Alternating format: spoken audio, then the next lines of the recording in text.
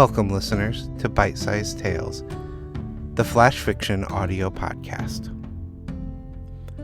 In this week's story, we ask the question, what risk are you willing to take for science? What price are you willing to pay?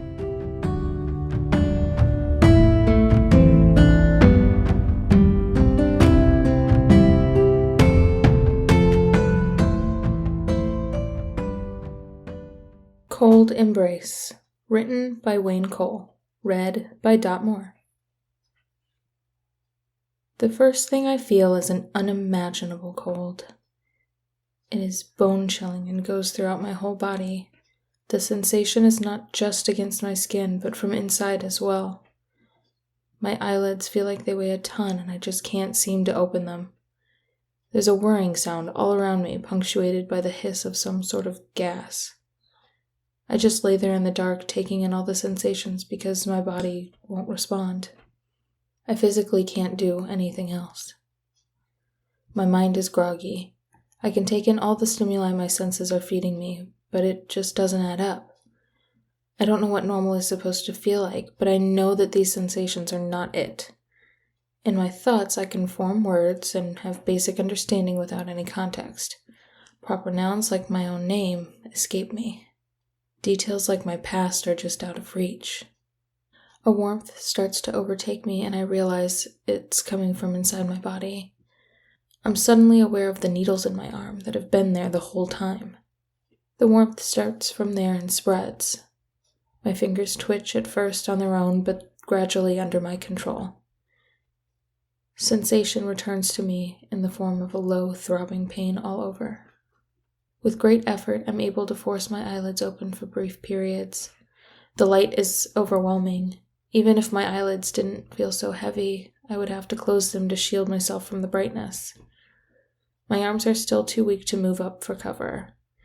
A loud clicking sound starts all around me.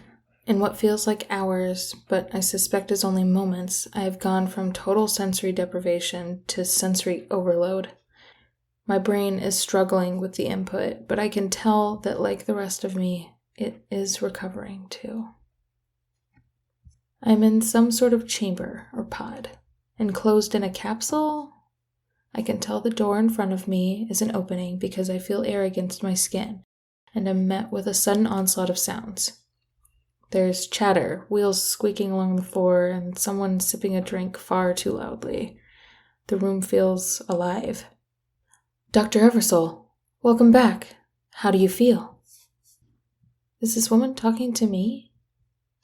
I try to focus on her voice. There is something familiar about it, but I just can't place it.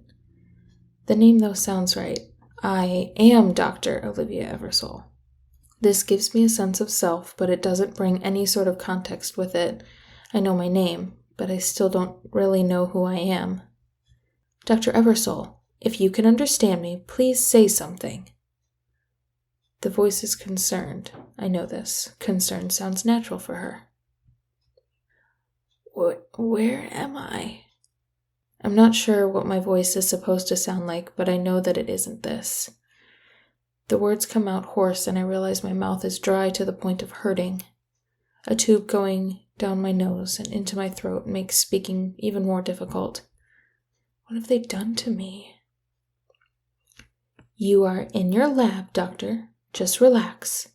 I'm going to start removing some of the needles in your feeding tube. Try not to move. The word feeding tube triggers a panic response in me. I try to hold still, but only my weakness prevents me from reaching up and feeling my face. There's a pain in my arm as I feel one of the catheters being pulled out.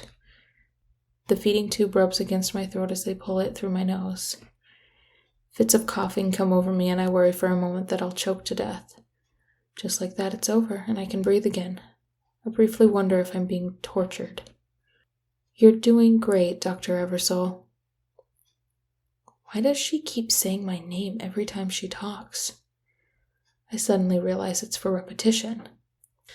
To help me reassociate it with myself and prevent a dissociative disorder from setting in. How do I know this? I suddenly realize it's because I wrote the protocol. Her words come back to me. I am in my lab. Whatever has happened to me here wasn't something forced on me. I'm a part of it. You did it, Dr. Eversole. There was an issue and we had to keep you under a bit longer than planned, but other than that, it was a complete success. How long? I want to say more, ask more questions. I can't though, because my throat hurts so bad. I hate the raspy pain sound that comes from me when I try to talk. The test was supposed to be for 6 months. But we had to keep you under for a year. I'm so sorry, but the important thing is that it worked. You are the first woman to be put into cryogenic sleep and have woken back up. Memories of the project flood back. I remember fighting with this woman. No, not just some woman. My partner, both professionally and personally. Her name's Jennifer. She was mad at me because I wouldn't take volunteers. I couldn't handle it if someone died testing my process. I insisted that I be the first test subject. That way, if it all went wrong, I wouldn't have to live with the guilt. She told me it was reckless and that I was being selfish. I remember my last words to her in that argument minutes before stepping into the lab. I told her that if she truly believed in me and my work, she wouldn't be worried. That all her protests just meant that she didn't believe in me. I sigh and prepare for the pain. I'm sorry. She looks at me confused. I said horrible things. I can feel the tears trying to form in my eyes, but my body's not yet ready to let them come. Oh, hun, that was a year ago for me. I forgave you a long time ago. I've just been so worried. Unlike my body, hers has no problem producing tears. As she leans down to hold me, I use all my strength to raise my arms up around her. I whisper in her ear, I love you. Sorry I scared you. I can feel her tears dripping on me, and I know that she's trying to hide it from the others in the lab. I vow that I will find a way to make this up to her. After I pour through my data and prepare my speech for the inevitable Nobel Prize, of course. After all, I am a genius, and I haven't encountered a problem yet that I can't solve.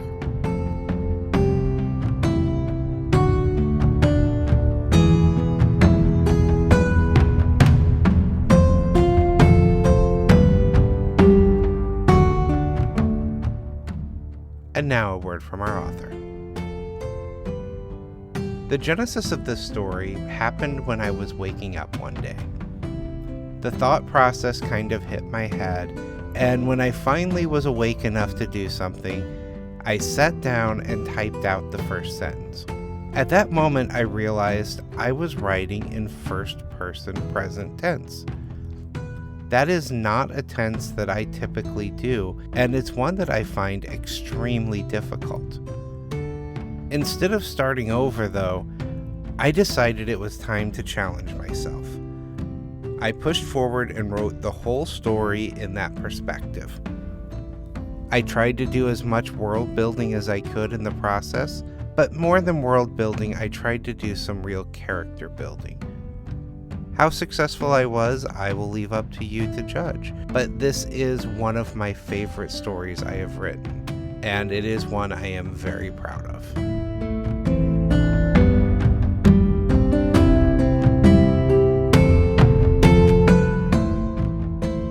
This chapter of Bite-Sized Tales has been brought to you under a Creative Commons Attribution, Non-Commercial, No Derivatives 4.0 International License.